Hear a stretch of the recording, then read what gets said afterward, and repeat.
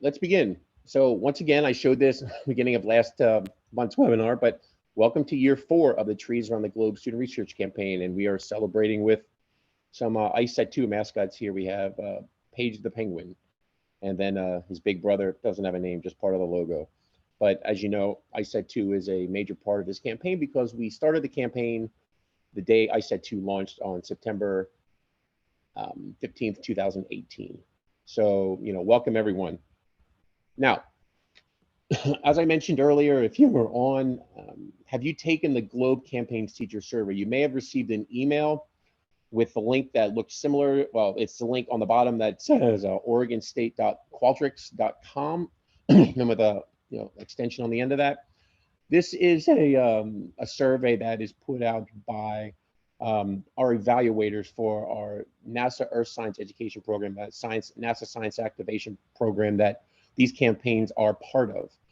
So what this teacher survey is focusing on are the 3 campaigns that are run by NESIC, as well as have participants from NESIC as part of the teams: Trees Around the Globe Student Research Campaign, Globe Mission Mosquito, and the U.S. Air Quality campaigns. So the survey basically asks questions about the participation in the campaigns in the past year, how you use the campaigns with your students, and possible ways that we as a team can help support you in this work. So it's a very easy survey to fill out, and it would be great if you could do that, because it'll really help us out to and guide us for information, what we need to do currently in the campaigns, cross-campaign collaborations, as well as potential future campaigns that are run by our group that our evaluators are asking about. So Peter Falcon, he probably has put that already back in the chat, because as you know, with the chat, if you join after something is put in the chat, you really don't see it. So feel free at your leisure to take that survey. It's not a long survey, but it'll really help us out specifically with your basically your participation about the campaigns. So today we are still focusing on Asian Pacific. This is the second webinar. As you remember, our great friend and colleague Yashraj Patel and his Himalayan expedition research work was presented at last month's webinar. Today we're still, and that was Asian Pacific, we're still in Asian Pacific globe region. And we're going to really get into the construct of, and Peter Nelson is going to focus on this, deeply today in regards to the 2 major tools that we're going to be, online tools that we're going to be using to look at, the data for land cover and tree height in your area, in your region, as well as, we're going to build upon the idea of how has land cover and tree height change in your location, your locale, your region, your backyard in the last 50 years. And that's kind of the overarching theme of year 4 of the campaign. So we're going to have that focus on those 50 years, but we're going to have that overarching focus of those, the past 50 years, but then we are going to break it down into the sub focus of these particular regions. Okay, so, and I should mention that in December and January, we're going to be jumping to the Globe Africa region. So with that said, I will continue with some of the introduction stuff. Here is the webinar agenda for today. And I'm going to be introducing a really fun warm-up activity. We're going to see how this goes. And we want to introduce this, at each one of the webinars. We want to do this and build upon this. And I'll explain to you in a minute or two, exactly what this is. But we're going to talk about the introduction, the metrics. I mentioned the Globe 50 Years of Data Challenge. That's what we're working on, the challenges to, throughout the whole year. Just build upon this, build upon your knowledge of how your area's land cover and tree height has changed in the last 50 years. And this ties, in, and Peter will talk more about this, into the Landsat, series of satellites that, starting back in 1972. So next year, it'll mark 50 years of observations by the Landsat series of satellites, from Landsat 1 all the way up to now, which we've recently launched, Landsat 9. I will then be playing a short part of a video with Dr. Deshbandhu, and he's the Asian Pacific Regional Coordinator, and I don't think he's on today because it's really early in the morning there in India. And then we will pass it over to Peter Nelson, who will talk about the 100 countries pledge to stop deforestation, and then get into those two online tools that I mentioned, the Globe Land Cover Viewer and the Globe Forest Canopy Height. And then we will, I will go in a little bit about this template, just an example. I have some examples here I want to show you, an example of this template that we're working on creating for students to use, when they're doing their research projects. And then we will have a discussion at the end that each one of these things in the discussion, is builds upon what we talked about during the webinar today. All right. So now, here's something new. This is a warm-up activity, and I want everybody to pay close attention to this, because we're going to build upon this, and we don't expect you to get it perfectly right, do it the perfect way the first time. So we're focusing now on the Asia and Pacific region for Globe, right? Here are two photos. I want you to look at the left photo. I want you to look at the right photo. So when you think of the Asia and Pacific regions, which one of these images to you do you think shows the characteristics of the Asia and Pacific region best? Which one represents that area the best? Now, you can look at the land cover, you can look at the trees, okay, landform, skies, whatever. And what I want you to do is, and we're going to take a couple minutes for this, maybe like 5 minutes or so, and feel free to put this in the chat. Basically, what you're going to do is, in something like 140 characters or less, that's very Twitter-like, right? You have 140 characters to create a tweet for Twitter. And what we want you to do is choose the one that you think represents the best, and then in 140 characters or less, write a description of all the characteristics that you see in that image that you chose. Okay, so basically what you're doing is, and what we're building upon with this campaign, is to really have students and educators be able to look at an image, whether it be a ground-based image like with like your camera or your cell phone, or a satellite image, and really highlight and focus on what characteristics you see that you can characterize that would help someone else know that you're talking about the Asia and Pacific region. And we're going to do this next month with Africa. Okay, we're going to do that as well. But you're just focusing on Asia and Pacific region. And feel free to send that, submit that in the chat. Nothing's wrong. All right. Whatever you put there it's fine. So feel free to put that information in the chat. And Peter Falcon, if anybody puts it in the chat, could you read any of those off? But I'm gonna, pause, just keep this up here and pause for a couple minutes so people can think about this. If you want to do this, later on and send us the information, that's fine. As I mentioned, the main reason we're doing this is for everyone to get familiar with, and it's an activity that you can replicate in your classroom by showing two pictures and having students write up a description of all the characteristics they see about the land cover and the tree height and the trees. If you would like, what we do is, as you probably follow us maybe on Twitter and Facebook, we would love to share, some of these descriptions on Twitter, where we'd have, we put a bunch of them on one Twitter image, like we create a big PowerPoint slide and have a bunch of these, have the image in the middle and have some of these tweets kind of around the image, and have that, just a showcase of, what was said about this image. So it really brings people in to really see how you're interpreting that, that image, how you're looking at that image and seeing the characteristics. And Peter Nelson, I don't know if you wanted to add anything to this. Nope, Brian, you've been doing a great job. All right, awesome. So let me just pause for, a couple minutes and let you all think about that.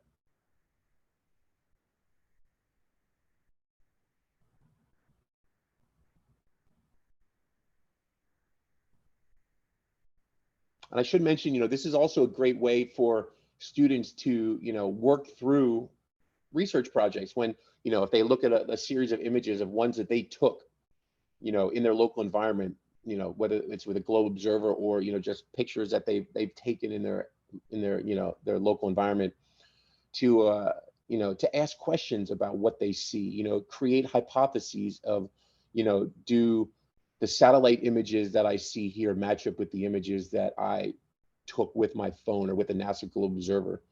Do they match? And that's something Peter is going to talk about with some of those online tools, something that he and I have gone, we've talked a lot about, and how we want to do that for this year of the campaign. All right, I'll shut up now and let people think.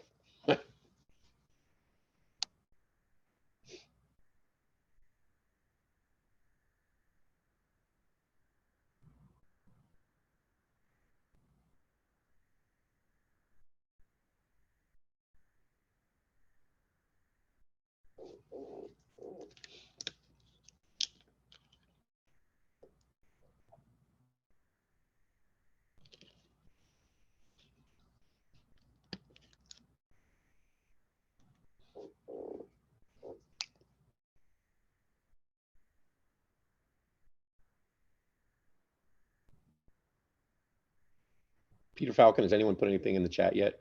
Are they everybody still working?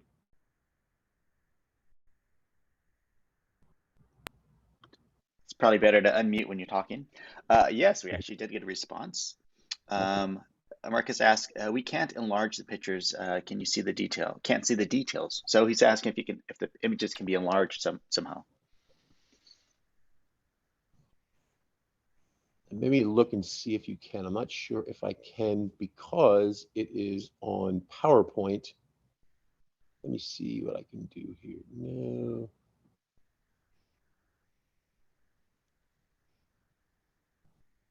No, that's fine. Let me try this here.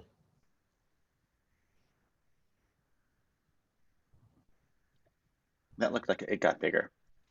Yeah, I just took it out of presentation mode. So yeah, because once you're in that, it won't let me do it in Zoom.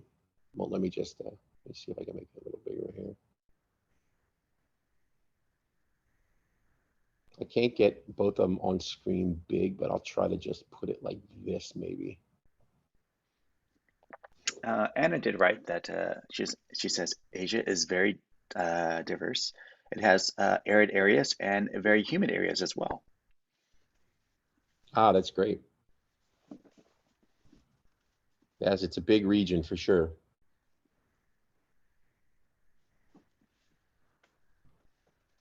Yeah, when you go between, India all the way to, Republic of Korea, Japan, down to Australia. Yeah, big region for sure. And all, We have Mariana mentioned something else. She says it seems to her that on the second picture, the climate should be dry, is at cacti, and it seems like tundra. Let's see, and Valerie says she's not sure if this is what you're looking for, but here goes. She writes, windswept tree on hill with grasses lining her path, mother of the landscape giving life to all that surrounds her. That's pretty neat. I like that, Valerie. I like that. And Larissa comments, she says that my favorite trees in Asia are the rainbow eucalyptus trees in the Philippines and cherry blossom trees in Japan. She mentions perhaps a picture on the left is more like Asia and Pacific region. Interesting. Yeah, both shots are very beautiful, but as you know, you can see very different locations, different environment, different biomes for sure. All right. I'm going to go back to the sharing the original. We're going to go back to the regular show.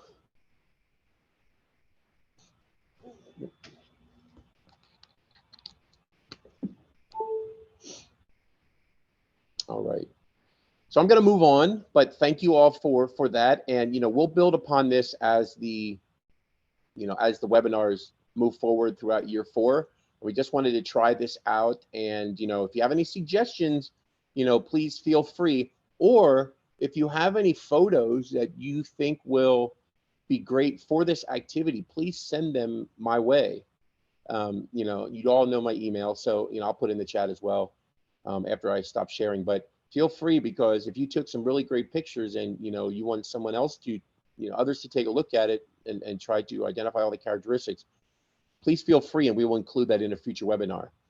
And please be certain to tell us, if you send those to me, what region that you want it to represent, because we, as you know, we are focusing on regions. Every 2 months we're gonna switch regions. So as you know, as I mentioned earlier, we're gonna switch to Africa for December and January, and then we will for February and March we will then, I think, shift to the Eurasia region for globe.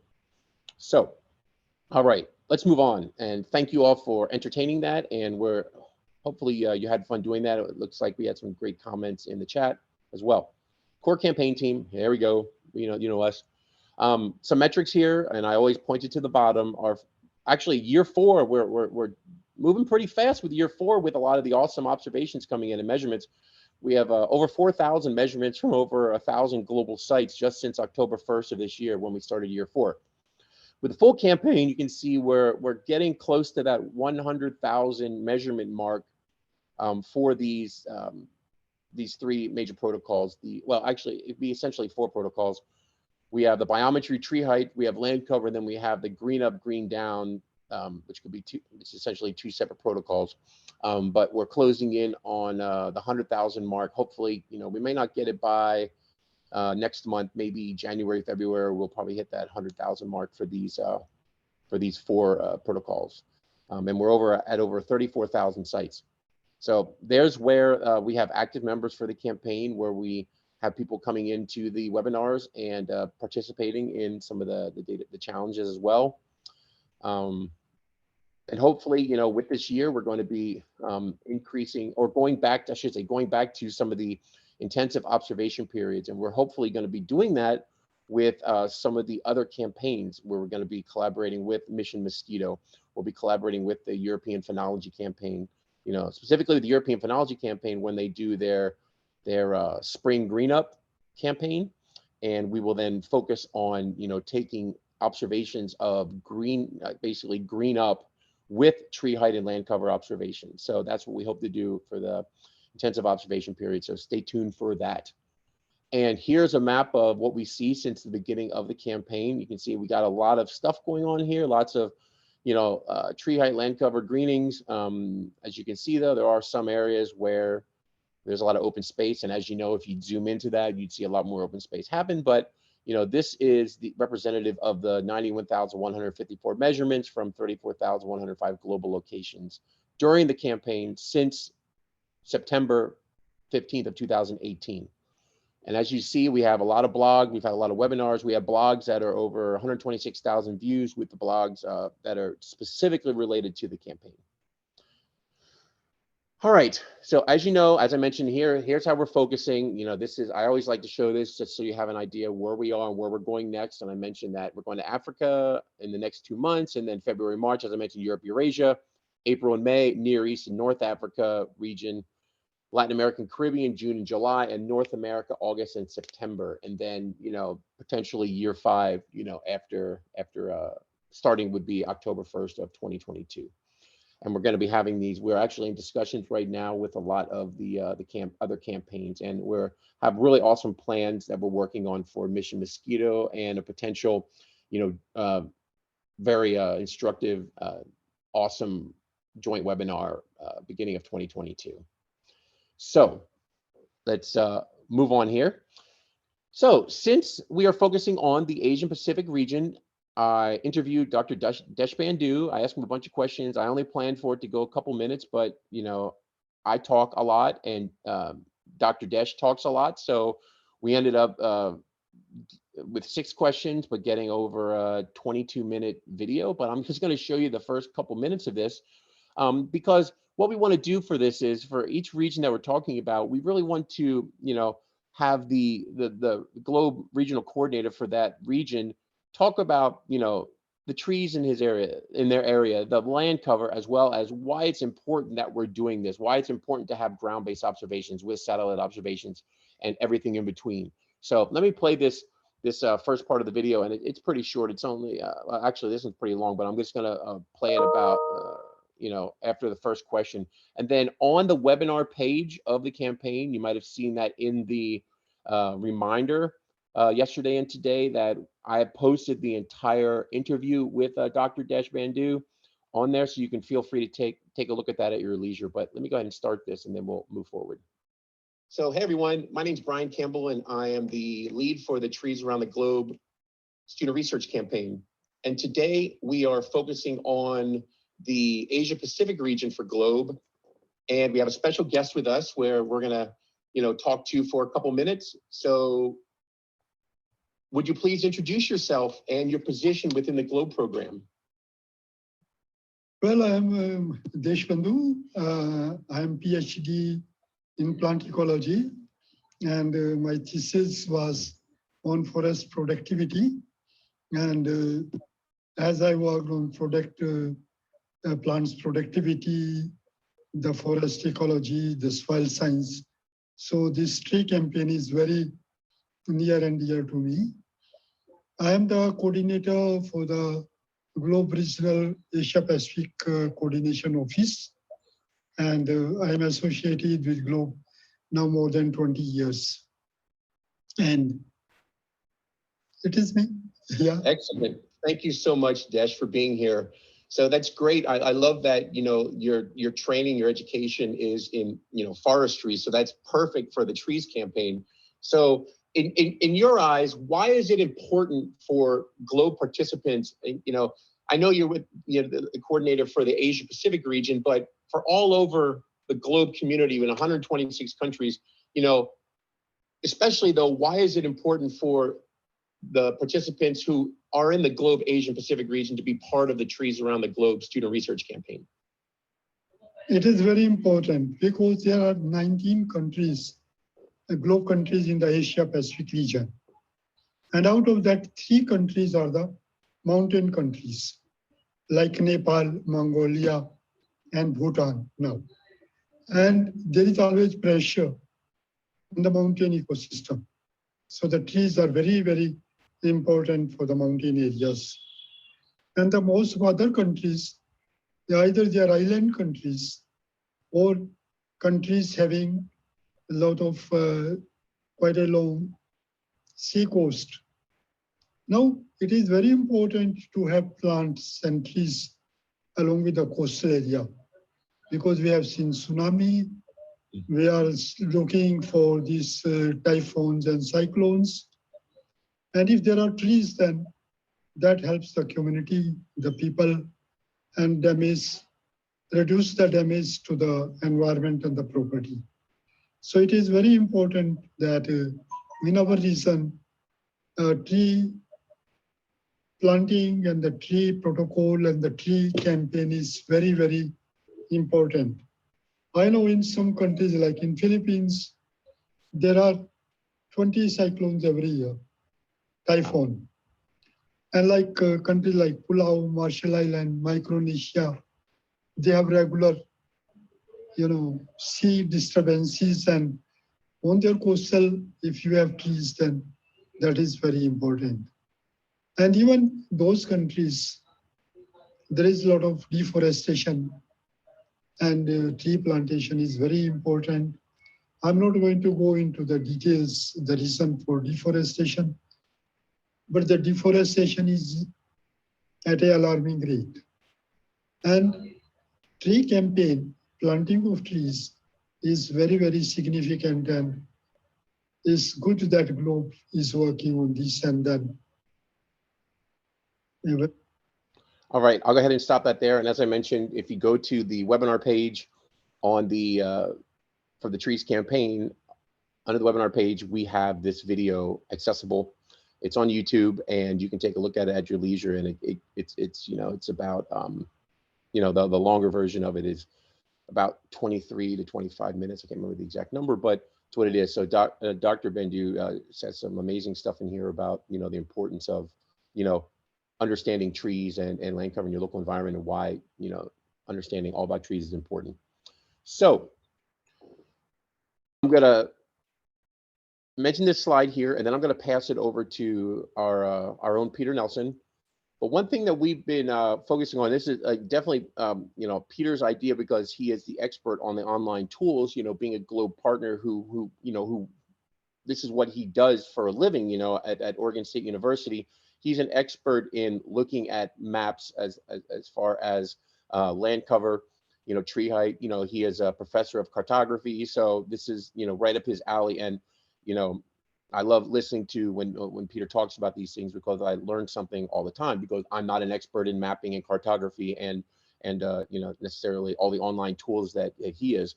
But what we're doing is, for each one of these locations, like for instance, the Asia Pacific region, we are showcasing, we're grabbing some land cover maps from the online tool, from the land cover viewer. And we are, as you can see here, showcasing, what the land cover is for these locales. And this just happens to be Australia that we're focusing on. It's the first country, alphabetically in the globe Asian Pacific region. And then Peter can, talk more about this if he wants, but he's going to go into some more things. But on these land cover maps here that we're creating, we created a slide deck of these, of all the countries, where we have, this is basically screenshot from the land cover viewer. And then Peter has put in here different aggregations of, the local areas from the Western Australia all the way around to Tasmania, Victoria, and Queensland. And the color coding here, the legend here, shows what is located at the locations, in Australia, and then the percentages, in that region, in that country, what's forested, what's shrub, what are shrubs, what's herbaceous vegetation, all the way down through permanent water bodies. So Peter, I will pass it over to you. I can keep this slide up, or I can stop sharing and then you can share. So just let me know what you want to do. Thanks so much, Brian. I really appreciate that nice introduction to, I think, a really exciting part of what we're moving into, which is data literacy and using the land cover maps and some of the scientific tree height estimates that have been coming in and being produced by our science partners and collaborators. And so, Brian did a really good job of kind of highlighting our first country. I mean, Australia, right? It's really, really big. And I actually had to break down my analysis for this country into these regional areas, because it is so big. You don't notice that when you're looking at some of the web maps, or because of the way that those are drawn. But I want to highlight, a couple of things, and then we'll dive in and actually go through kind of country by country and do some comparisons with this. Because what we want to set up is a way for everybody to not only understand the region that they're living in and the land cover that's there, the trees that are there, the tree height that is there, some of those interesting dynamics, but also, importantly, is being able to then compare your local environment to the region. Do you have more trees? Do you have less trees? Where these maps are predicting trees, are they actually happening in your locale? So we really want to move from this idea of having students just collect the data and make those individual measurements, to actually helping us to understand these maps at a very local scale, because these are the maps that can be used for decision making. They can be used to understand deforestation, like what was mentioned earlier in India in particular, and really help us to understand some of these patterns and processes related to our biosphere, and where trees are a huge and important part of that, and the carbon cycle and the water cycle. So, part of what I want to highlight when you're looking at something like this, Brian was really good. And for our Asia and Pacific countries, we actually have an area. So how big are these locations? So you can see that Australia is 7 million square kilometers. It's really big, but it's helpful to be able to compare that to other locations, because I don't really know how big 7 million square kilometers is. I need something to compare that to. So that's just one really important piece of information. And then within those 7 million square kilometers, we have 26% of that land area is forests. And you can actually see on this map how they are arranged around the coastline. Okay, so we want you to not only have the numbers, but also really try to describe the spatial distribution of those forests and those trees. that tells us something. Where these trees are located are just as important as that number of how many trees we have. And so you can also see if they're not trees or forests, what else might be there? And how do those arrangements interact with the forests? Do you have a lot of urban built up areas that are adjacent to forests? Or is it actually shrublands that might turn into forests one day? So each one of these countries has these numbers that you can go through and you can get that general idea. So what we want to help you to see is that not only do we have this spatial arrangement of where different land cover types are located, key here, 100-meter pixels, which is the same size as that site that you are describing in the site definition for GLOBE, right? And so when you go out and actually are doing anything within GLOBE, you should start with defining the 100-meter site description, right? All of this data that we're highlighting is at that scale. So that is really important because previously we've been talking about other maps and other data sets, and they are not at that 100-meter or less scale that students relate to, but is also that foundational measurement within our GLOBE community that ties us all together. So this is really exciting for us. So when you actually see this 26% number, you can actually relate that to the number of 100-meter sites that you actually have that are available to you to describe tree height or tree abundance across Australia, for instance. The other part that I want to highlight that I've added on here, and I'm helping to do a summary. Again, one of our characteristics that that Brian really focuses on and wants all of us to go out and measure is tree height. And so we just recently, a nice science data set came out that allows us to look at every 30-meter Landsat pixel and have an approximate tree height associated with that. So what I'm showing, what is being shown here on this particular graph is in a region, say South Australia, you see you see that the tree height is kind of pushed a little bit to that right hand or to the left hand side. That means, based off these numbers, we have an average tree height in this area of 5.75 meters. That actually seems to kind of make sense when you look at all the land cover that's there. I don't see a lot of trees, right? So that the lack of trees brings down our average for this area. So the important thing is that you can see by the distribution of those graphs that we have different tree heights around different regions of this country in Australia. That distribution of tree heights is exactly what Brian is trying to get us to sample and measure, right?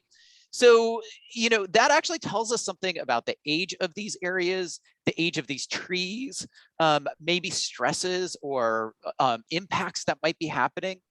And that is a really important thing that you can compare to the trees that you're measuring. Are you also coming up with 5.75 meter tall trees on average?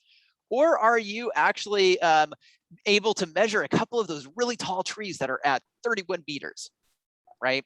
So this distribution of tree height is something that we've talked a lot about, but is really hard to get enough data, right? You have to measure 30, 40, hundreds of trees.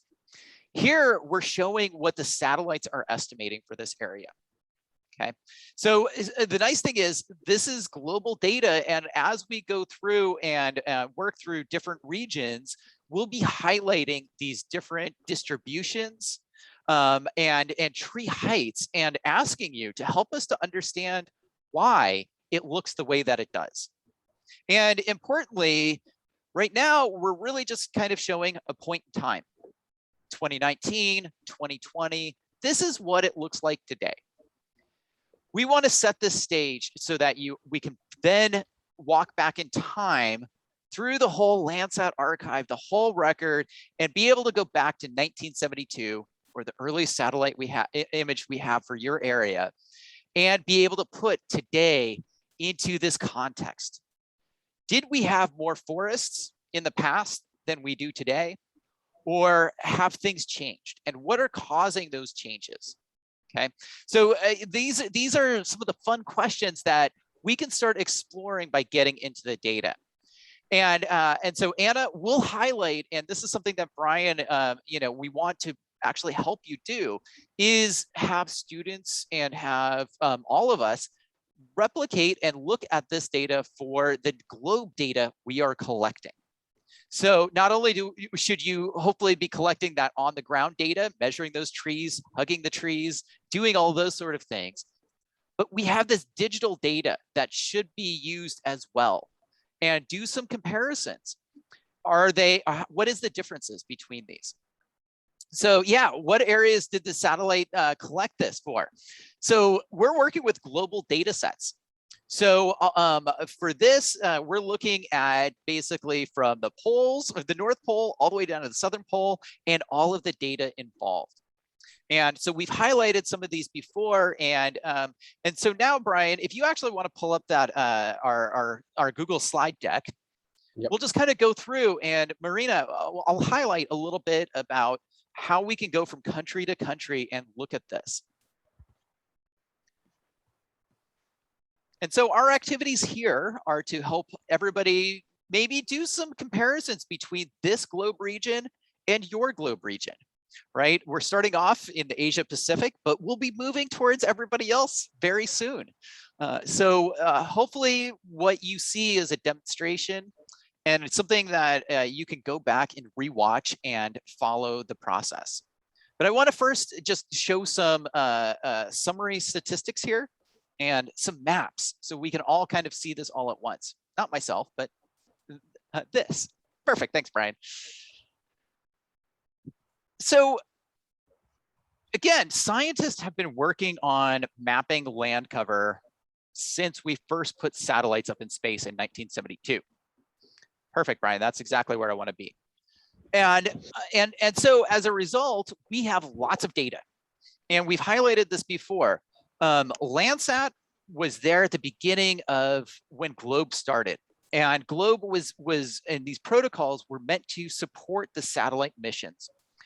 And so, Landsat has provided a lot of our information, but more recently, the European Space Agency has put up their own constellation of satellites that are very complementary to NASA satellites and NASA missions.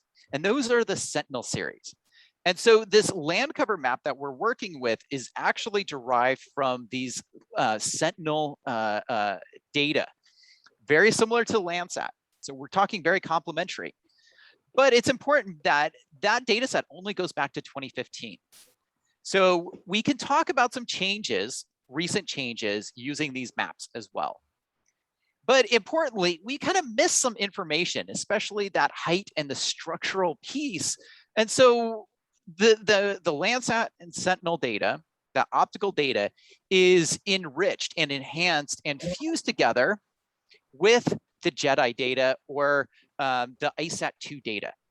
And so right now we're going to focus on this JEDI data set because that was brought together with the Landsat data and gives us this tree height estimate for every pixel, every Landsat pixel between about 55 degrees south to about 55 degrees north, kind of right in that International Space Station latitude band that it orbits in. 50, 55, somewhere in there.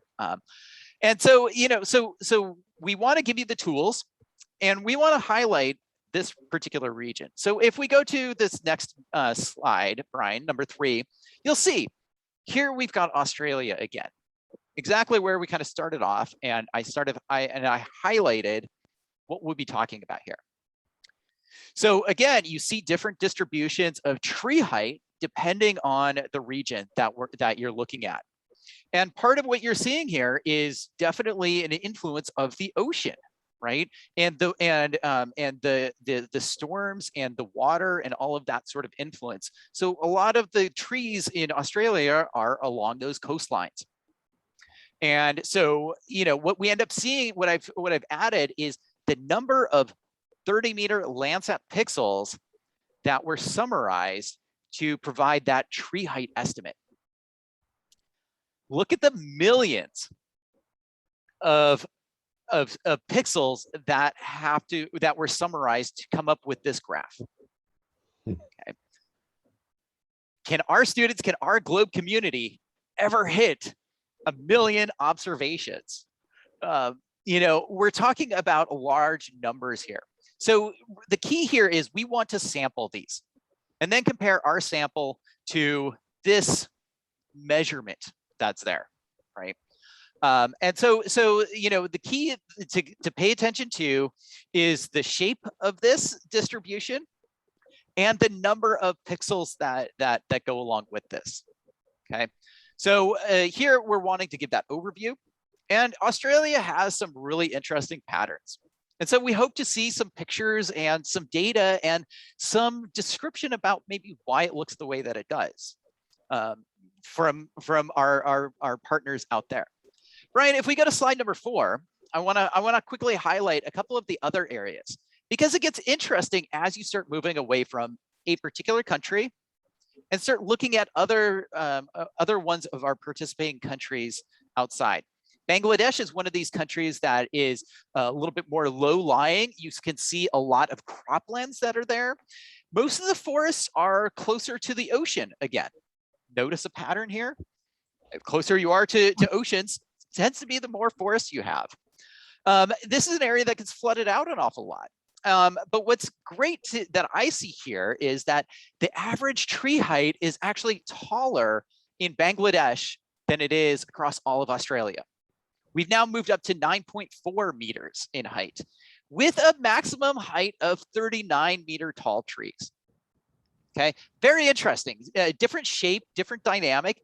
You see a lot of the trees there are actually shorter than about 15 or 20 meters tall. They're kind of all on the shorter end of things. There's some that are taller, but where those are located, that's the investigation, right, Brian? So let's go to slide number 5 and move away from Bangladesh. And going to the mountain country of Bhutan, here we see a very forested country, right? You can see that in the very top part of this, in the northern part of this country, is where the mountains are. And then it goes down and it's very mountainous, but only 37,000 square kilometers, significantly smaller than Australia, right? And you can see that here we have 83% of the country is forested. And most of them are in those taller height classes, in the 20-meter or taller areas. And what's interesting when you see a graph like this, the only way that you could get tall trees like that is minimal disturbances. If nothing is disturbing those trees to cause like hurricanes that knock them down, or tornadoes, or people going in and cutting them down, the trees are going to keep growing and getting taller. So this actual graph tells us something about how people are using or protecting these particular forests. They have some of the tallest trees that I've seen anywhere on these maps, right? So pay attention. The average there is 22 meters tall. Wow, much taller than the 5 meters in Australia, right? On average, okay? Really interesting, Bhutan. So if you want to do some comparisons to a very forested area, there's your globe country right there. Huh? Okay, Brian, let's go to the next one. We've got quite a few to kind of skip through, so I won't spend too much time, but I want to highlight sometimes we have missing data.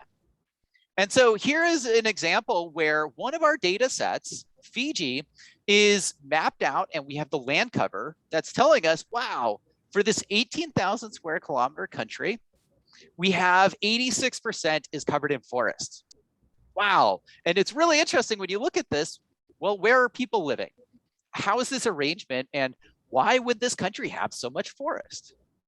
That's all sort of interesting questions that you can sort of dive into. But what I found interesting is that in part because it's only 18,000 square kilometers and it's in the middle of an ocean, the people that made the global forest canopy height, apparently, at least when I first did this analysis, I was not getting any data back. Now, is that right? Is that an error? Or was this kind of one of these places that they spend all their time where most people are or where most of the trees are, and they actually kind of skipped mapping this country?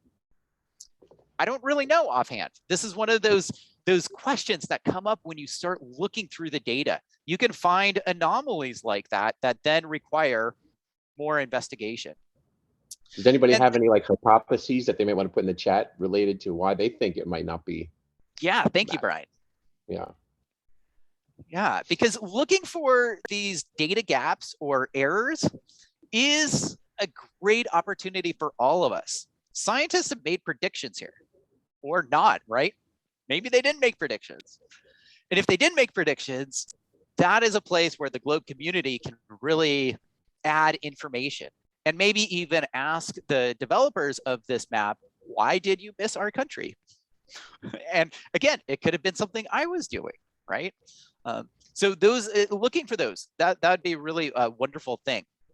Peter, one thing I really liked that you said there was, you know, what are the predictions? And that's something that we really like to emphasize when students are looking at either their, you know, their imagery, their photos, or the satellite photos, and make predictions of what they see, which lends to the hypothesis, the hypotheses. So those predictions are super important because you may be completely right with your prediction, you may be completely wrong, and everything in between. So that's such an important step in research, whether it be student research or professional research. Yeah, thank you, Brian. And that's a really important part because you can treat the land cover map as a prediction for a location, or you can treat this tree canopy height as a prediction as well. And you can therefore compare a science prediction to what you actually measure. And there you have a hypothesis. You have a question for all of the student research proposals and other things that are happening. So it's really, this data, you know, why we're bringing it to you is because scientists have made a prediction about what they think is in this location. Is it right? That is the fundamental question. And therefore, you know, if we keep going through some of these, I want to highlight, Brian, if you go to number 7 there. So India was another one of these really big countries that, you know, I kept running into errors when I tried to process this. And I think what's really fascinating about this is look at, you know, India is predicted to be mostly cropland, wow, or forests. So I have a question. Are all of those croplands not forests or not treed? That's the question. When you have this cropland category, that crop could be trees, like nuts or bananas or like some of those kinds of things, right? Or it could be shrubs. Around me, it's blueberries or, you know, other things like that, right? Or that cropland could also be grasses like wheat or corn even, right? So this cropland category really needs some more investigation. So whenever you see that cropland category, you should be asking, well, is there trees cropland in that area, right? So, you know, you should try to use some of these maps to investigate your local area and to explore some of that. I wanted to highlight here again, you know, if you look at our screenshot, a little grayed out, but the screenshot, you actually see, again, a very similar pattern as our other Asia Pacific countries, right? The forests are along the edges or maybe in more mountainous areas like we have up north near the Nepal and Bhutan borders, right? Why is that? And that then becomes a really interesting question. There are some peculiarities here that have been highlighted in our past webinars before. So, you know, look at these patterns and have students and yourself ask, why are they occurring where they are? Here, I've just highlighted one particular area on the western side of India that has an interesting shape to the tree height. And what I mean by that is you kind of have this bulge in the middle. What that usually means when I see a bulge kind of in this, it looks like a normal distribution of data for one. Okay, so that how that being able to describe the shape of our data is important. And when you see this sort of normal distribution like this, that tells you that there was something that kind of happened that has made most of the trees kind of be in this 10 to 20 meter category on average. Why is that, right? And usually if you look back in time, there was some disturbances that happened in particular decades or particular years. Sometimes there was a lot of hurricanes that occurred. Sometimes, as Desh alluded to, maybe there was actually management that said, we're going to cut down all of these trees and replant. So what you might actually see is that for 10 to 20 years, people were cutting trees and replanting trees. And when you replant those trees, they all tend to grow kind of about the same rate, and they tend to all have about the same height. So that height actually is a great indicator of past disturbances. And so, Marina, to answer your question of does the height of the trees depend on climate, species, or, can you have some differences in those heights? One of the keys is that if you plant all the trees of the same species at the same time, like what we know students in India have been doing, those tend to all grow at the same rate. They tend to have the same height, and so we call that an even aged stand. It tends to have the same height to it, and the texture of it looks the same, and it sometimes fools our satellites. And this is an error that you sometimes get with the ISAT-2 data, is in these even stands where they've all been planted, and the density of those trees can actually keep the laser from getting all the way to the ground. So look for these interesting bulges and trends like this, because what we're looking for is not to have these big bulges. In fact, we want to have more even distribution across this. And that gives us the diversity of ages, and allows habitat to keep going and be really useful. And to have different tree heights in your landscape is a really important characteristic of a healthy ecosystem. So, we will actually share this slide deck with everybody so that they can see how the other 15 countries actually look as you go through. And you might be able to have your students connect to students in the Asia Pacific region, which is one reason why we're surfacing these pieces of information for everybody. And so, with that, I'm really excited. As I started looking through this data set, as you heard, I've got lots of questions. And I hope that this sort of engagement and us helping to summarize some of the large regional patterns can help you to understand how your area is unique. And yeah, so Brian, thank you so much for highlighting some of these, because Mongolia is one of those places that is close to my heart. I had a great time when I was able to work with collaborators there in the city of Ulaanbaatar, and they're an area that I was surprised have forests, birch forests, spruce forests, other things like that. And you get, again, this distribution of tree height that is shown here. What we see is really young trees that are just starting to grow, that are on the left-hand side, and then older trees.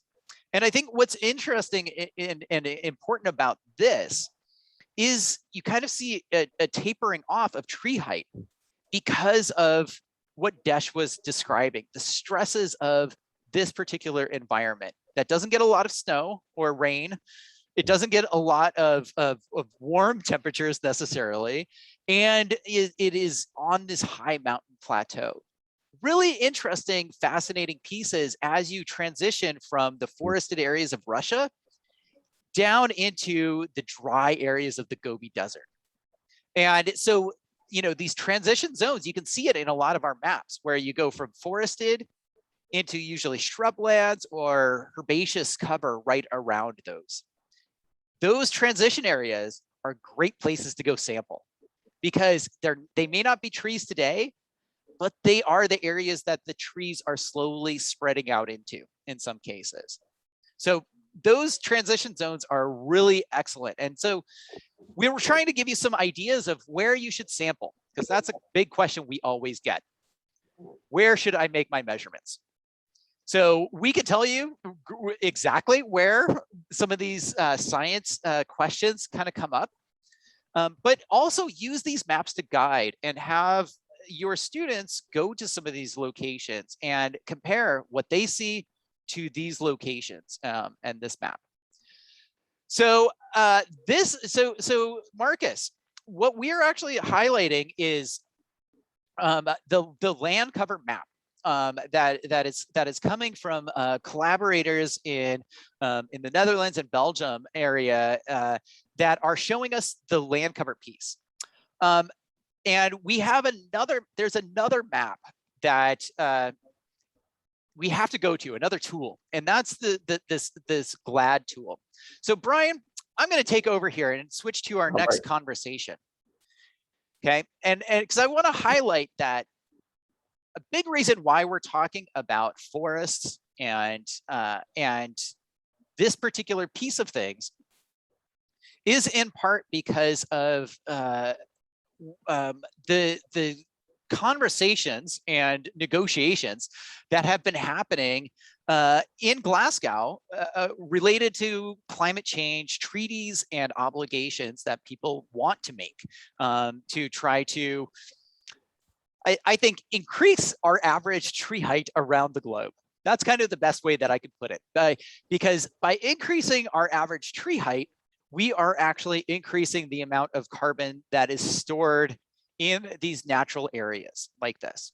And so as a result of negotiations and a focus on natural resiliency to climates and climate change, there are about 100, at least 100 countries have come together and talked about how they want to monitor their forested areas for deforestation and forest degradation.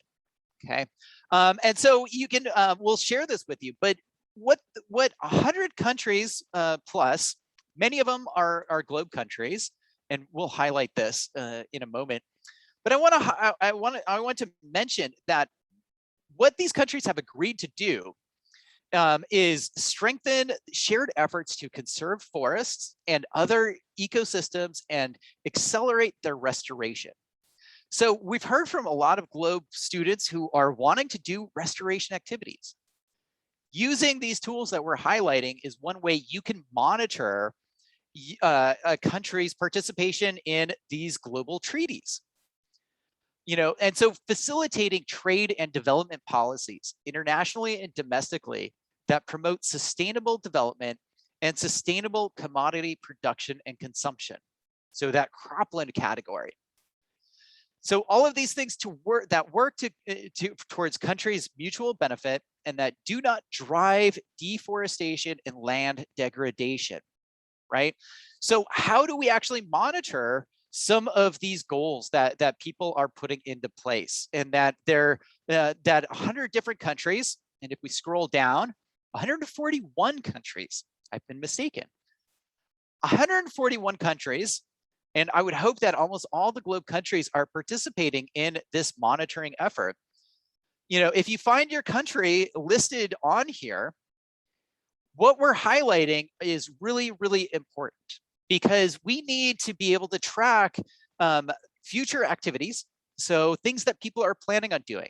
So if you're planning on or are planting trees, we need to sort of know about it. And the GLOBE database and using Globe Observer and using these tools, the protocols that we've highlighted, are ways that you can help support the accounting of removing deforestation or degraded lands and reforesting them.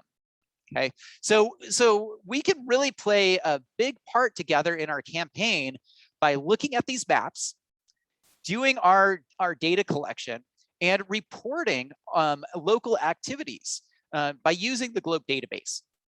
And this is, again, really exciting because it shows that our activities and our campaign here can help us work together globally to deal with some of the issues that that Dr. Desh, highlighted at the very beginning. Deforestation and land degradation in particular. So, that's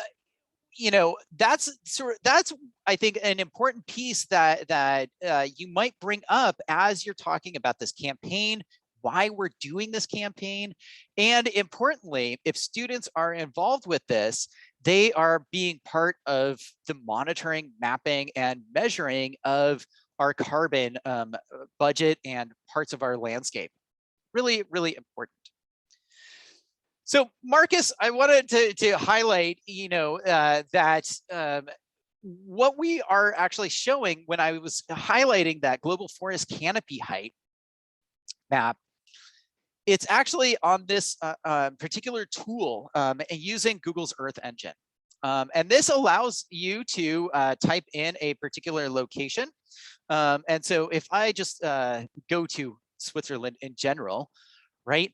We see this is sort of the pattern of the tree height for this location. Hopefully you don't see any trees in the water bodies. Always look for that. But you should be able to go into a particular pixel or location that you're going to measure, and you can actually just double click on a pixel here. And you will get over in the lower right hand corner the forest canopy height value for this location. So here it's predicting 23-meter tall trees at this particular location. And so I've gone through and kind of summarized at that country level, because it's a lot of data to sort of process.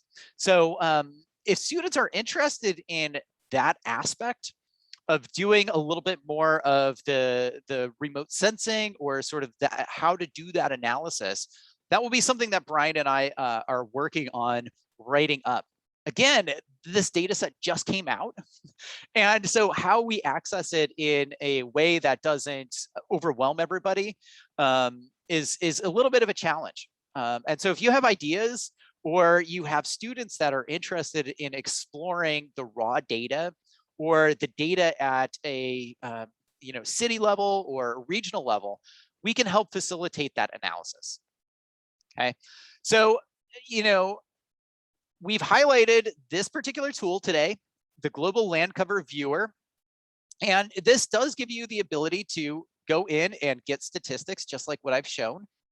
You can come in here, and this is what Brian was doing, is that you should be able to come in for a particular country, and for example, Australia, and you can recreate these similar graphs as what we've shown here today.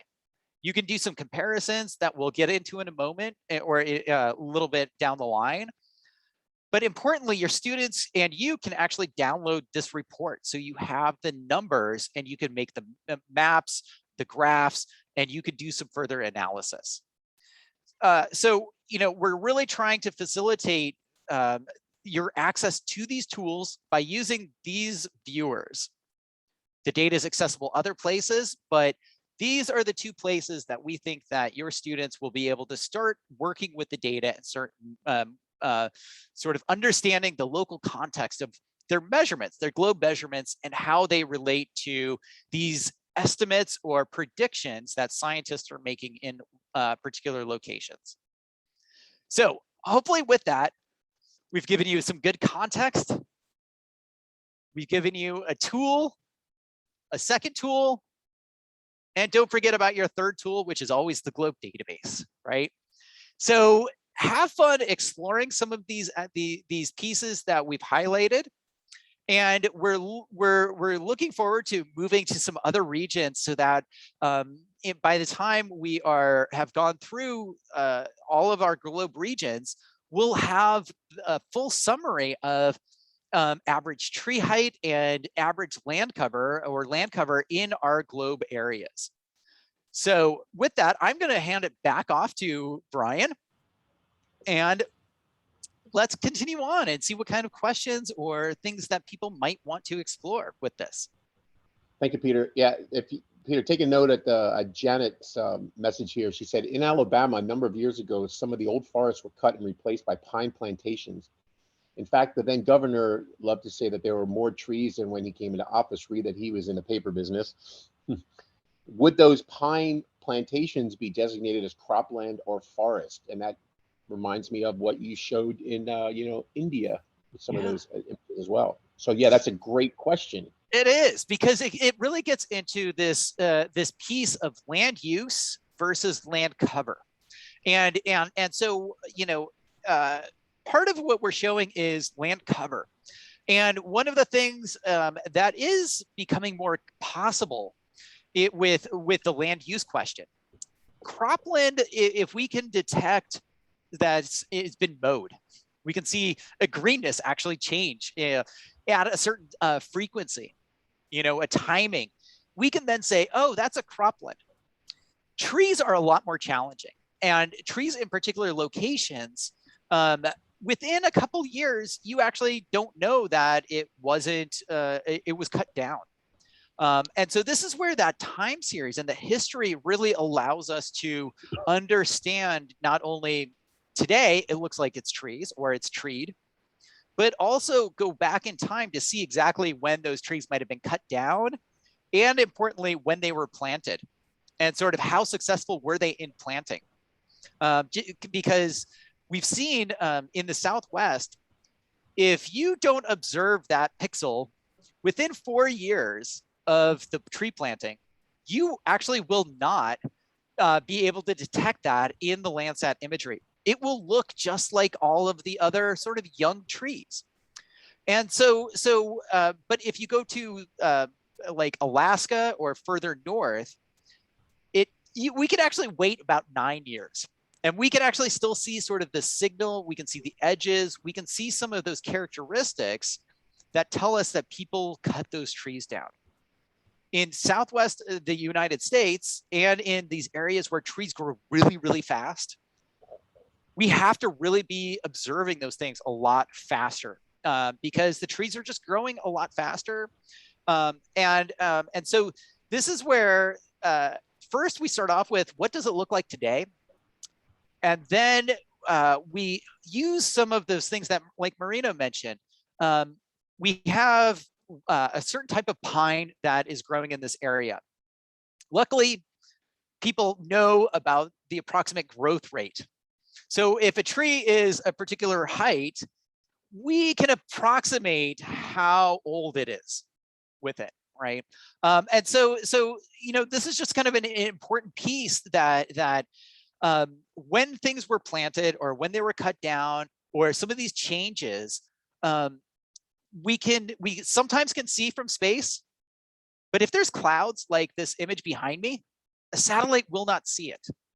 And so if your area is particularly cloudy, we really are relying on the ground measurements and the ground information to tell us how old those trees are and how fast that they're growing.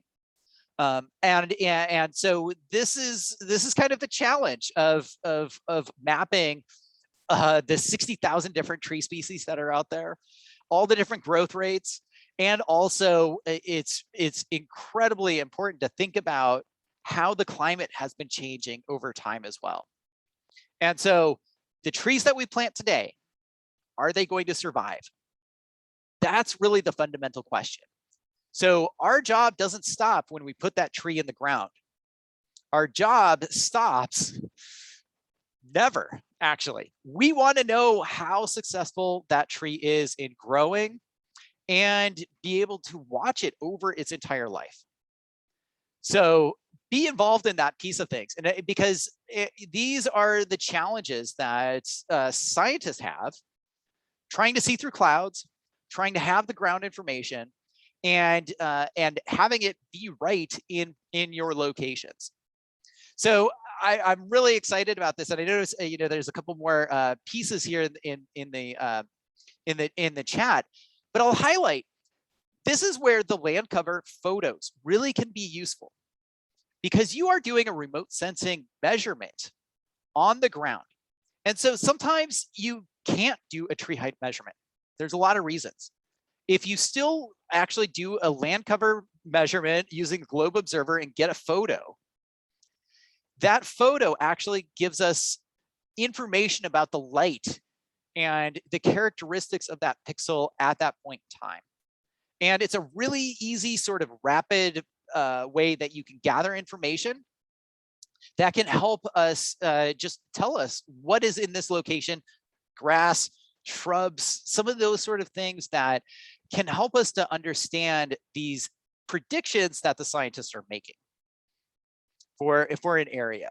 So, the key is you see in there, part of what I wanted to show is the millions and billions of 30-meter pixels that are available to us all to sample. That's what we need to do as a community. And we really need to step up our numbers to be able to meet the sample design that we need to do science. And so, join me, get out there and try to do as many observations this year as we can, because we are seeing the millions of pixels that the scientists are bringing to us that they need to have sort of calibrated and understood at this local level. All right, I've talked an awful lot.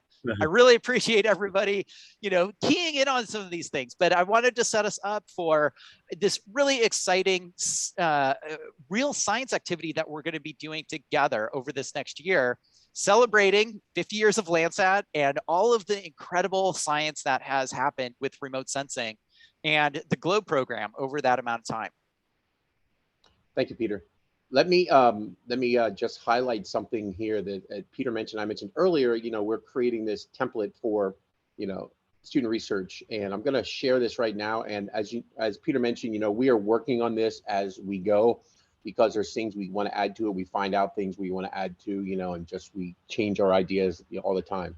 So let me just share my screen again, so we can see this here. Okay. There we go. So we have, and as I mentioned, this is in progress here. But basically what we want to do is we're creating kind of a step-by-step process that your students, even you as educators, can move through, okay, kind of slide by slide when, the research is happening. So we're basically looking at the regional land cover and tree height data. So as Peter was mentioning earlier, prediction. You want to put in my globe region is whatever your globe region is. Okay, that's kind of that overarching region, whether it's Asia Pacific, Europe, Eurasia, North America, like that. And then your local region, where you're taking the observations, your latitude and longitude. And then you can say, are you focusing on land cover? Are you focusing on tree height? Or are you focusing on both? And then we have a hypothesis. What should we expect at this location? An example, I expect only to see bare rock. I expect to see trees. I expect to see, only herbaceous vegetation, like that. So then when you go through this, and we'll talk about this, a little later on, just some examples of how you can do this and, set up your research, is that, when you go in, when you figure out what you want to do, I put this up here because, Globe has a site definition sheet. If you're going to different sites, as students, as teachers with your students, when you set up, your site in the Globe program, if you're doing it traditionally, we have these site definition sheets. So we have up there, it's just information that you can use. But with that said, Peter was talking about when you're talking about your pixel, whether it's, you're looking at you're observing, that 100 meter by 100 meter pixel location with Globe, some of the data sets that Peter showed with the land cover tool, as the land cover viewer tool, we're looking at that 100 meter by 100 meter, pixel, size location. So, we have some guided things here. I'm not going to go through all these because, again, they're still in progress. Some guided things here, in the science, write down the specifics about your site, where you're taking these observations. And this is all part of that research process, right? Staying in your location, noticing things. You probably notice that when you take a globe observer, either land cover, tree height, or any of the tools, the tool asks you to say what your local environment, what's going on in your local environment. Are there leaves on the trees? Is it snowing? Is it raining? Is it dry ground? Is it wet ground? All those things. This is all part of that research. This is identifying what's happening around you. And as Peter mentioned, there is times when you won't be able to take a tree height, but there will be trees in your location, in your 100 meter by 100 meter pixel location, but you may not be able to access the tree. You may maybe not able to see the top and the bottom of the tree, or you can't walk to the base of the tree, but you can always do that land cover observation where that tree will be part of it in the photos that you submit. Okay, so we know the trees are there, but you might not be able to do a tree height observation. So using those tools that Peter is focusing on, for instance, with the with this land cover viewer tool, I have it set up, one place I took an observation. Here's where I took a land cover observation. Here are my latitude and longitude, my coordinates. So I just popped up this map just so people know where I am, where I'm taking this location. This happens to be, in Maryland on the Delmarva Peninsula, Delaware, Maryland, Virginia Peninsula, where where I took this observation. So then, I can go into this land cover viewer tool and find this specific location. Okay, this isn't the specific location. This is just an example, just something I zoomed into because we're in the Asia Pacific region. So, you can go in here, and as Peter, talked about a lot today, was here's how you go in and look at your area. You pop in, where you want to look, and observe what's happening in your location, directly, and then look at the satellite imagery as well. And then we can do the same thing for tree height. Okay, same location, and then we can go into this the GLAD tool, the Global Forest Canopy Height tool. We can go in there and take a look at that and see if what you think in your prediction, what you thought, that maybe the average tree height is in your location. We can then zoom into this, this JEDI data on this tool and say, hey, were you right? Was your prediction true? Was it completely wrong? And answer why for either of those possibilities. So with all that, we have, how you, after you look at these observations, your observations compared to the satellite observations using either land cover viewer tool or the GLAD forest height tool, then you go and figure out if everything was right. And then you can go and make results. This is your standard, your standard student research, your research process. You come up with that idea, that question, and then you go all through the steps of the scientific process. And we're just trying to make this easy for you. And I'm sorry that it's not all completed yet, but we keep on adding things to it, as I mentioned, because we keep on figuring out those things that we really need. So then, one thing we'd like to do, and Peter, I know we'll touch on this at future webinars, and this goes along to that warm-up activity we introduced today. What are those characteristics that you can observe in your images, in your location? Do you see sky? Do you see bare with no vegetation? Is it an urban setting? Are there tree shrubs? Is it herbaceous, cultivated, unidentified, things like that. So this would be for each picture that you're doing in the research. So I just wanted to showcase this, and stay tuned. Each webinar, we're going to highlight this because we're going to be adding things to it for each webinar. So, and I should also mention that we don't have a specific date for the December webinar yet. It will be early in December, only because of the holidays towards the end of December, and many of us are going to be at what's called the American Geophysical Union Conference, either virtually. I'm actually going in person to New Orleans in December, I think it's the second week in December, like the mid-December. So, we'll be busy that entire week there. So, but yeah. So what I'm going to do is I'm going to stop sharing this, and I'm going to pass it over to Peter Falcon, who can then guide us through. We have about 5 minutes left. Can guide us through, anybody who wants to talk about anything, potentially how the data or that you saw today, the regional data for land cover that you saw on those maps that we showcased, how do those differ from your area, just by looking at it, just by a quick glance or things like that? So let me just pass it over to Peter, and he can, lead some discussion. Thanks, Brian. First off, I think one of the great marks of a really good presentator is the audience participation. We have 15 people today joining, and Peter Nelson had about over 20 different questions and comments just alone in the chat box. So kudos to him. And I joked and said we need to brand him and market him as a Globe trademark because he is such a phenomenal speaker, knowing everything there is about land cover and trees. Let's see, some of the questions that we did have. I did not check the chat box because the questions were just coming in pretty hot.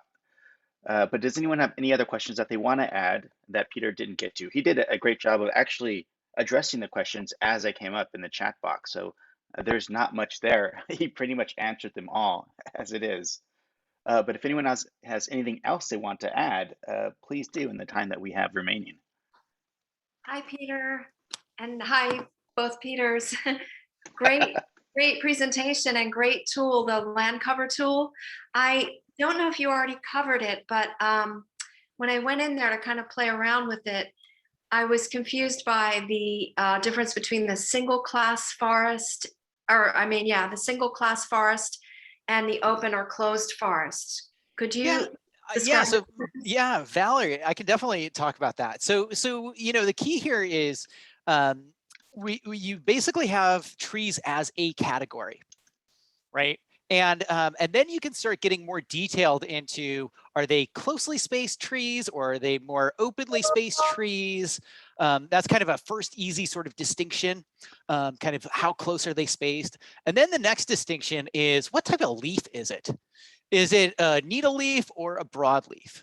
And then importantly, how long does that leaf stay on the tree? Is it something that stays evergreen, it's there the whole time? Or is it something that is more seasonal and deciduous? And so that's what those categories go through. And the key with that is in the forest category, at that very top level, we can have very high confidence that we're right. They're like, yes, there's trees in this location. As we move down into whether it's open or closed, that all really depends on the time, right? And so that category starts getting more less accurate, and you really have to start paying attention to the date that's associated with that, because trees that are just planted should be in that open category. But as they grow, give them 20 years and they should move into that closed category. So it's really important with those maps to pay attention to the date associated with them. And so that's one reason why, it depends on your purpose. What kind of map do you want to make? What kind of science do you want to do? And you might use one of those versus another one. And so, but recognize that the more detailed you get with your distinctions, the less accurate your map gets. And that's really the big take home that I've learned as I've looked at these maps. But that's where we need the globe data. And that's where those pieces can really help us actually resolve these questions about leaf type, leaf longevity, and this open versus closed piece. And as Brian and I like to go back and forth with the tree height, if it's a closed forest, you're probably not going to be able to do tree height, because it's going to be too closely spaced and you can't see the top of the trees. So almost inevitably, if you are measuring tree height, you're probably in the open category more than anything, because you can see the top of the trees. So this has been something that Brian and I have realized as we've started talking to people and looking at the data with that. So just kind of recognize, you're exactly right, Valerie. There's more detail that can go into every one of those classes, but we rarely have global training data to help us to understand that. And that's where the globe community can really help us move from the United States or some of these high level countries that have these inventories to having a really good map that actually represents the globe. Got it. I understand. Thanks. So I guess on the safe side, select all of them if you're just looking at general forest. That's right. That's exactly right, Valerie. And you do have to pay attention to that definition of what is a tree. Usually one of the pieces is height. It needs to be 5 meters or taller. So we actually have a height piece that's built into our definition that you should be paying attention to. That sometimes is why we have some discrepancy between our globe data and these other maps. It all comes down to that definition of what is a tree? How do you recognize a tree, right? Yeah. Great question, Valerie. Thank you. We actually had talked about having more of a discussion, a Q&A at the end of this session. I'm not sure how we can do that with the time right now, but one of the things that we talked about is discussing as a group how the patterns and processes that were presented today by both Brian and Peter in their regions, in these regions, how they differ from your locations.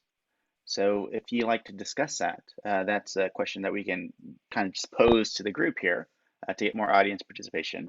And once again, it's basically, you know, how what we discussed today, how is that different from your regions of the world?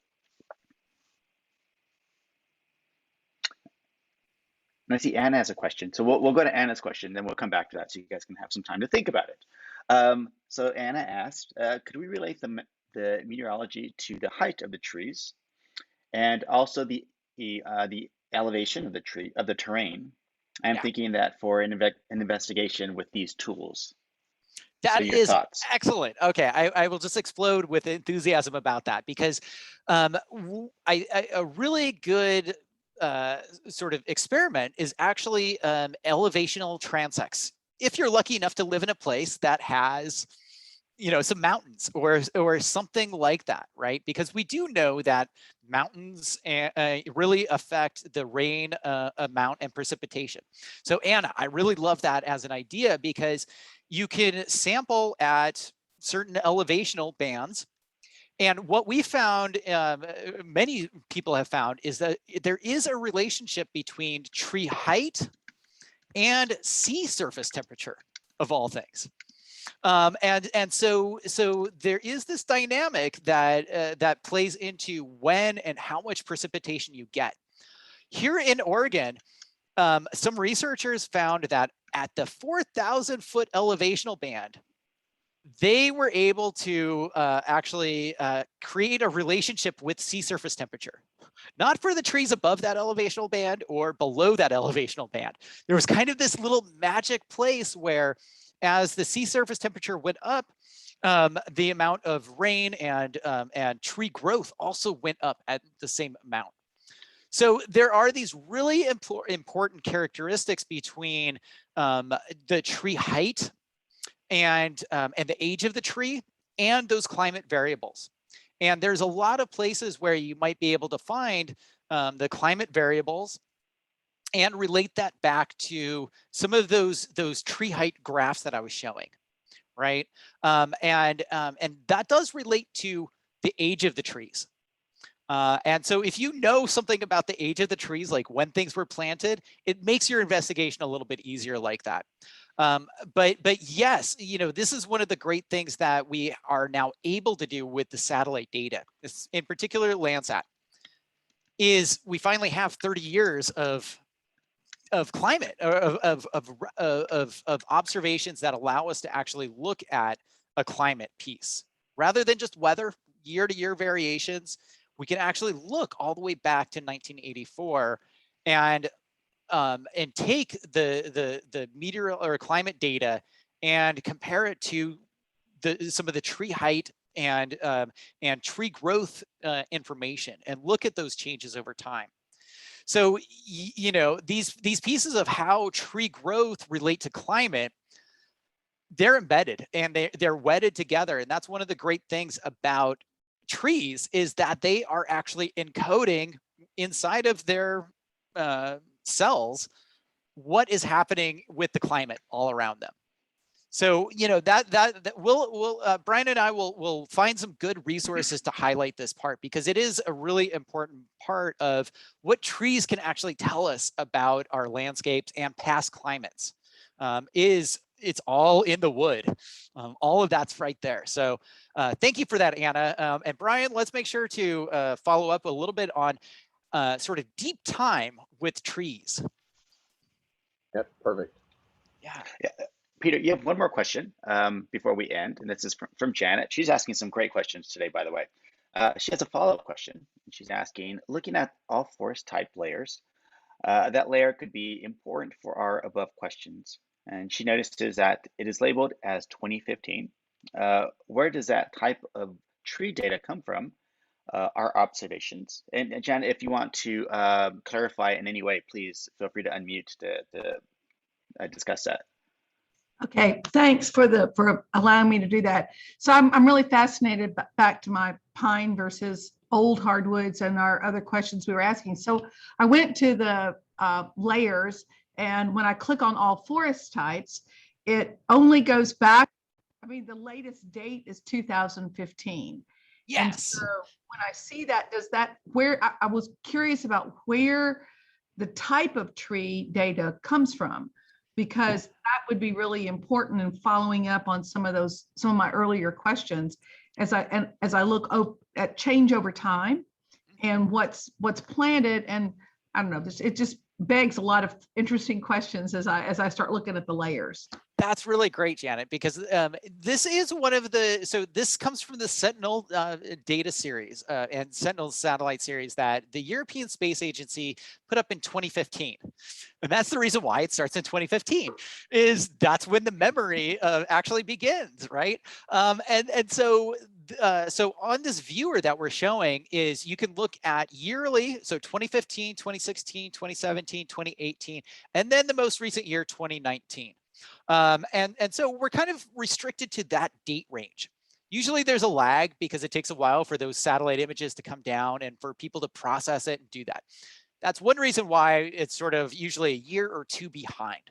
The nice thing is we have the 2019 tree height estimate, and we have the 2019 land cover estimate. Having that year match is crucial because that gets rid of some of the disturbance and change pieces that you're highlighting.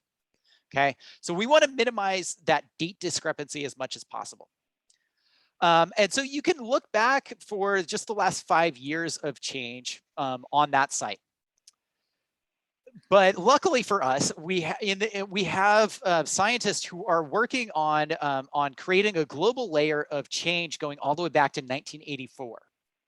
Okay, so Janet, I just recently for the Globe Partners gave an overview of sort of the type of data that we have in the United States, and that is actually coming for the rest of the world. So we didn't want to highlight this for everybody because not everybody has access to it, but because of your particular question, I encourage you to, we can review what is known as the Landscape Change Monitoring System. And so for everybody else, I've kind of highlighted this before. The Landsat data record goes from 1984 to present. And reducing that data and actually working with it is really challenging. And so there's some NASA researchers that are working on reducing this data set to show us when are the important years. So when did big disturbance happen? When did slow disturbance happen? And when did trees start growing? So Janet, this type of data will help you with your particular question because you need that longer time frame. Okay. So if you're in the United States, you have access to this wonderful data set. But you know, for people outside of the United States, we are kind of restricted to this viewer that we're showing right now, just because of consistency and other things. But recognize that this is one thing that Brian and I are working with some scientists to try to get this data up there as fast as we can for our Globe partners. Okay, so Janet, we'll dive into this deeper time series piece and some of the disturbances in one of our future webinars with this, because it is a different, we have to think about change in a different way than what we're sort of thinking about right now, which is what's on the landscape at the surface of the earth right now, right? And once we situate ourselves in today, it makes this time travel piece a lot easier, right? For it. So stay tuned for that piece, and feel free, you know, anybody, if you want some data for your area and to localize this, send me a note, and we'll help support you as much as we can. I'm excited, Peter, that we had so much interest that we ended up going over time. So thanks everybody who hung out with us with this. We're just really excited to finally get science data together with globe data and really start bringing this together. So thanks for hanging with our enthusiasm. And thank you, Peter, for the great answers, and audience for the great questions. So Brian, I'm going to turn it back over to you. I think we're good with questions here. Awesome. Thank you, Peter. Thank you, Peter. Thank you for everyone for the great, you know, discussion here today. I mean, this is exactly what we are hoping for, in that, you know, for you to get excited. And, you know, I've been having some conversation to direct messages in the chat with some folks where they're talking about implementing this in their classroom. And one thing that's cool is adding, you know, a variable of looking at climate change specifically in their research, you know, in relation to the data that we provided today with land cover and tree height. So super excited to see that as well. So I am going to end this webinar because we are 11 minutes over, and I know a lot of you need to get back either to classes or have other meetings or everything. But as Peter and Peter both mentioned, you know, thank you all so much for this, and stay tuned for an email with the recording, you know, when it's up on the webinar page for the campaign, as well as our team is meeting later this week to discuss the December webinar, and we'll get back to you about that then. So thank you all so much, and talk to you soon, and get out and take those land cover and tree observations, and check out those online tools for sure. And you know, if you have any questions, just reach out to us. Thanks so much, everyone. And the survey. And the survey, yes, thank you. Do that survey. Okay. Thanks, guys. Links right there. Take care, everyone. Bye.